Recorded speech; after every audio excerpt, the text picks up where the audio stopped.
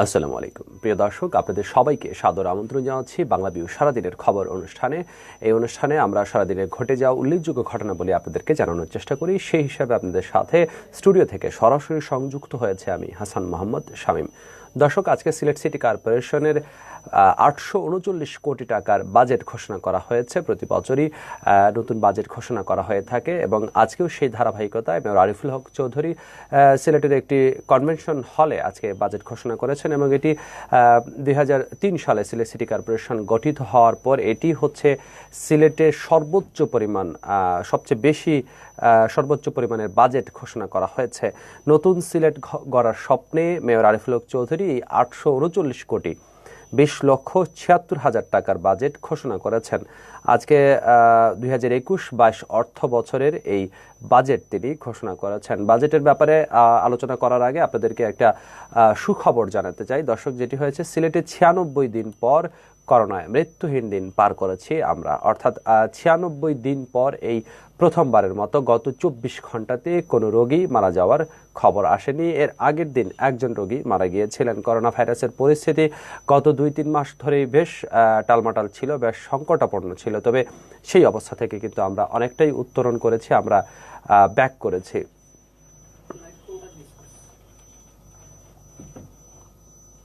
দর্শক, চলতি সেপ্টেম্বর মাসে সিলেটে করোনা ভাইরাসের সংক্রমণের হার কমেছিল ধারাবাহিকভাবে, কিন্তু থামছিল না মৃত্যু। অবশেষে মৃত্যুর মিছিলে পড়েছে ফুল স্টপ।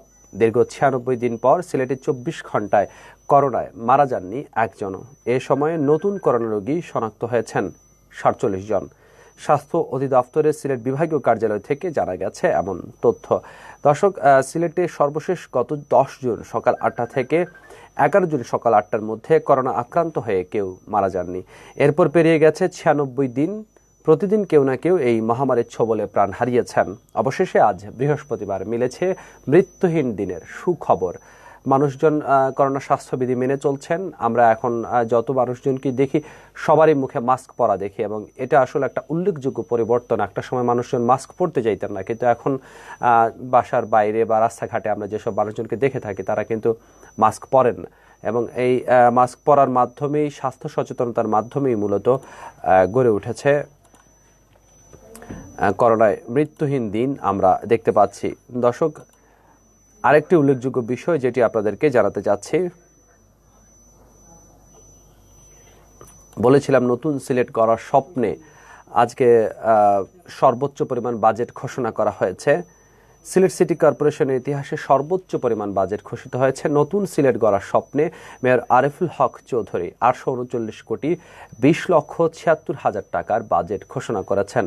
নগরীর আরামবাগ এলাকার একটি কনভেনশন হলে বৃহস্পতিবার দুপুরে 2021-22 অর্থ বছরের এই বাজেট ঘোষণা করা হয়।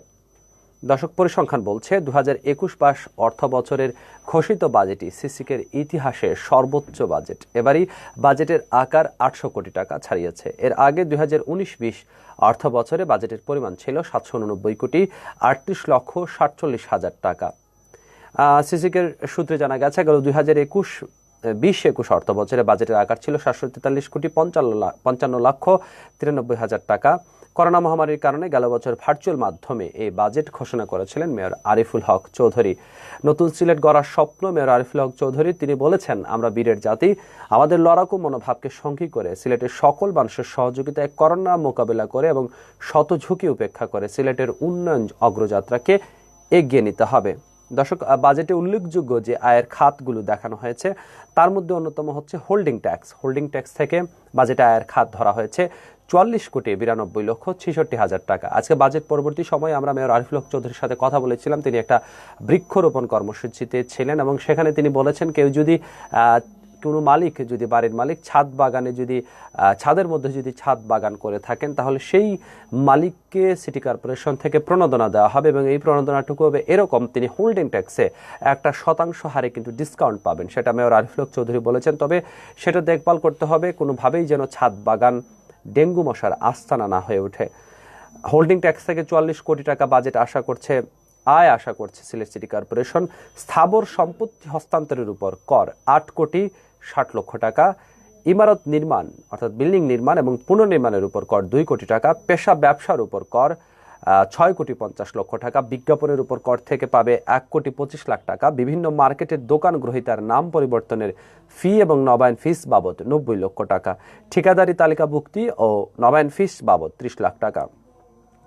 বাস টার্মিনালের ইজারা দেবে, ইজারা বাবদ আয় আসবে সিলেট সিটি কর্পোরেশনে 55,00,000 টাকা, ট্রাক টার্মিনাল ইজারা বাবদ আয় আসবে 17,00,000 টাকা, খেয়াঘাট ইজারা বাবদ আসবে 16,50,000 টাকা, সিটি কর্পোরেশনের সম্পত্তি ও দোকান ভাড়া বাবদ 1 কোটি টাকা, রোড রোলার ভাড়া বাবদ আয় 60,00,000 টাকা, রাস্তা কাটার ক্ষতিপূরণ বাবদ আয় 50,00,000 টাকা, বর্জ্য ব্যবস্থাপনা খাতে 1,20,00,000 টাকা, পানির সংযোগ লাইনের মাসিক চার্জ বাবদ 4,60,00,000 টাকা, পানির লাইনের সংযোগ এবং পুনঃসংযোগের ফি বাবদ 80,00,000 টাকা, নলকূপ স্থাপনের অনুমোদন এবং নবায়ন ফি বাবদ 1,50,00,000 টাকা।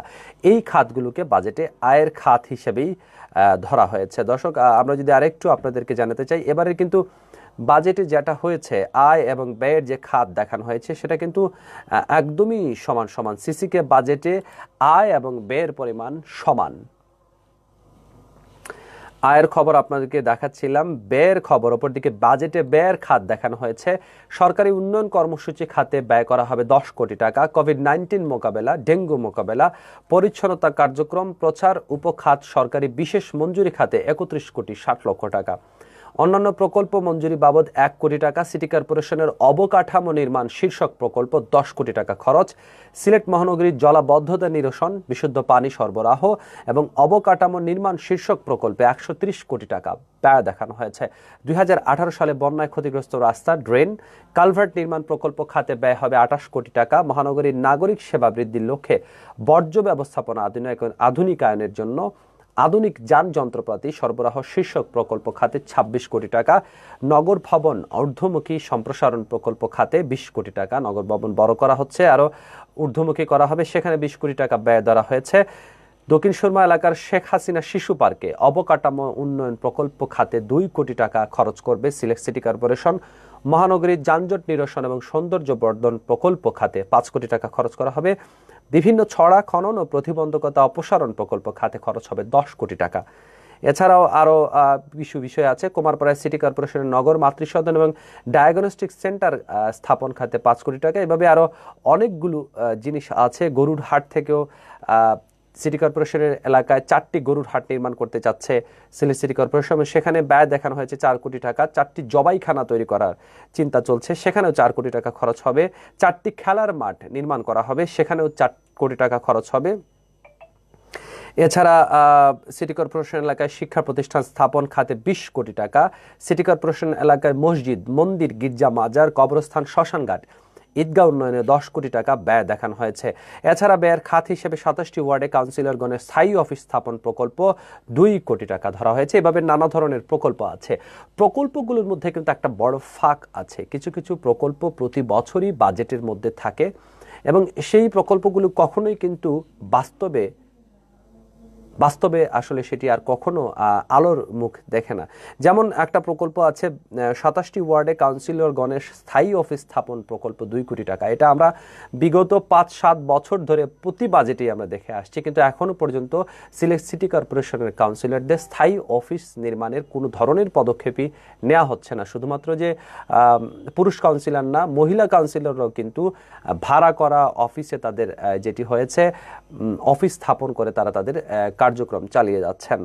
আরেকটি ব্যাপার দেখা হয়েছে, আমি দেখলাম, যেটি হচ্ছে যে mayor cup cricket, mayor cup badminton, এসব খাতে নানাভাবেই বরাদ্দ রাখা হয়েছে, ব্যয়ের খাত দেখানো হয়েছে। কিন্তু যেটা আশ্চর্যজনক হলো সত্য, 2011-12 সালের পর কিন্তু সিলেটে মেয়র কাপ নামে কোনো টুর্নামেন্ট হচ্ছে না এবং এটি প্রতি বছরই কিন্তু বাজেটে দেখানো হচ্ছে। এটা খুবই হতাশাজনক একটা ব্যাপার। একটা সময় সিলেটে মেয়র কাপ ক্রিকেট হয়েছে, মেয়র কাপ ফুটবল হয়েছে এবং সেই মেয়র কাপ ক্রিকেট এবং ফুটবলে পুরো ওয়ার্ডবাসী, পুরো সিলেট সিটি কর্পোরেশনের ওয়ার্ডের মানুষজন কিন্তু আনন্দে উদ্বেসিত হয়েছেন। তারা স্টেডিয়াম মুখী হয়েছেন, খেলাধুলা করেছেন এবং বলা চলে যে একটা আনন্দ উপলক্ষ ছিল এবং নতুন খেলোয়াড় গড়ার একটা কারিগরও ছিল এই মেয়র কাপ ক্রিকেট এবং ফুটবল টুর্নামেন্ট। যদিও এবার mayor cup cricket tournament, football tournament কিছুই হচ্ছে না, সাথে যোগ হয়েছে মেয়র কাপ ব্যাডমিন্টন টুর্নামেন্ট। সেটি এবার অন্তত পক্ষে আমরা আশা করি যে মেয়র কাপ ব্যাডমিন্টন হোক, ক্রিকেট হোক, ফুটবল হোক, কোনো একটা কিছু হবে।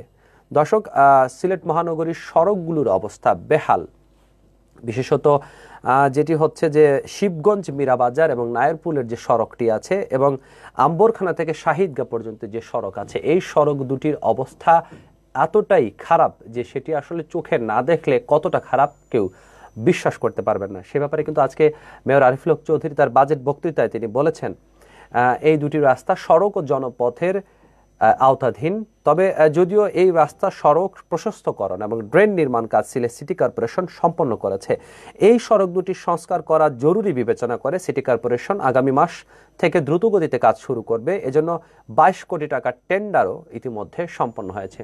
দর্শক, যেটি বলা হয়েছে বাজেটে, আগামী মাস থেকে এই রাস্তার কাজ শুরু হবে, অর্থাৎ এখন সেপ্টেম্বর মাস চলছে, আগামী অক্টোবর মাস থেকে এই রাস্তার কাজ শুরু করবেন বলে আশাবাদ ব্যক্ত করেছেন সিলেট সিটি কর্পোরেশনের মেয়র আরিফুল হক চৌধুরী। আমরাও আশা করব যে এই যে দুটি রাস্তা আছে এবং এই দুটি রাস্তা সহ সিলেটের অন্যান্য অনেক রাস্তা আছে যেগুলোর অবস্থা খুবই খারাপ, সেই রাস্তাগুলোর ব্যাপারেও দেখা হবে। দর্শক, সড়ক প্রশস্তকরণের ক্ষেত্রে চৌহাট্টা টু জিন্দাবাজের সড়কের কাজ প্রায় সম্পন্ন হয়েছে। চৌহাট্টা টু আম্বরখানা সড়কও প্রশস্তকরণের কাজ সম্পন্ন হয়েছে। বর্তমানে এই সড়কের শেষ মুহূর্তের কাজ সম্পন্ন হবে।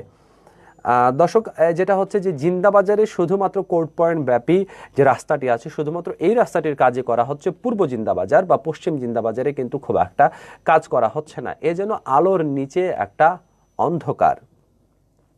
মানিকপীর টিলার কাজ সম্পর্কে আরিফুল হক চৌধুরী আজকে তার বক্তব্যে বলেছেন যে হযরত মানিকপীর রহমতুল্লাহি আলাইহির কবরস্থান আধুনিকায়ন ও সংস্কার কাজ দ্রুত গতিতে চলছে। শত শত বছর ধরে এই টিলায় দাফন কাজ করা হলেও এতদিন থেকে এই কবরস্থানটি আধুনিকায়ন কেউ করতে পারেনি। বর্তমানে টিলাতে 1800 কবর দেওয়ার উপযোগী হলেও সংস্কারের পর এখানে 3000-এরও বেশি কবরের জায়গা হবে। এটা আমাদের জন্য একটা ভালো খবর। 8টি ব্লকে নির্ধারিত এই আধুনিকায়ন কাজ সম্পন্ন হলে পুরো জায়গাটি নিরাপত্তা ব্যবস্থা বৃদ্ধি পাবে।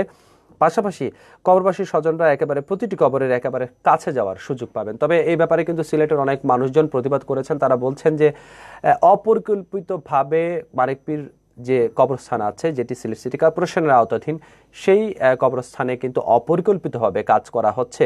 তারা সুষ্ঠু পরিকল্পনা নিয়ে কবরস্থানে, কারণ এটি একটি সেন্সিটিভ ব্যাপার, মানুষের অনেক আত্মীয় স্বজন, মা বাবা, পরিবারের অনেক সদস্যদের কবর, বেশিরভাগ কবরই কিন্তু মানিকপীর কবরস্থান হয়ে থাকে এবং এইসব কবরের ক্ষেত্রে সিলেট সিটি কর্পোরেশনের মানুষের আবেগ জড়িত এবং এই আবেগের ব্যাপারটি যেন সুষ্ঠু পরিকল্পনার মাধ্যমে করা হয়, সেটাও কিন্তু মানুষজন বলছেন। দর্শক, নানা ধরনের কথাই এসেছে। যেহেতু সর্বোচ্চ পরিমাণ বাজেট ঘোষণা করা হয়েছে, সেখানে বলা হয়েছে সিলেট মহানগরীতে বিদ্যুতের খুঁটিতে ঝুঁকিপূর্ণ তারের জঞ্জাল সরানো এবং নিরাপদ বিদ্যুতায়নের লক্ষ্যে আন্ডারগ্রাউন্ড ক্যাবেল নির্মাণের কাজে গুরুত্বপূর্ণ অবদান রাখছে সিলেট সিটি কর্পোরেশন। সেটা আমরাও দেখেছি সংবাদকর্মীরা।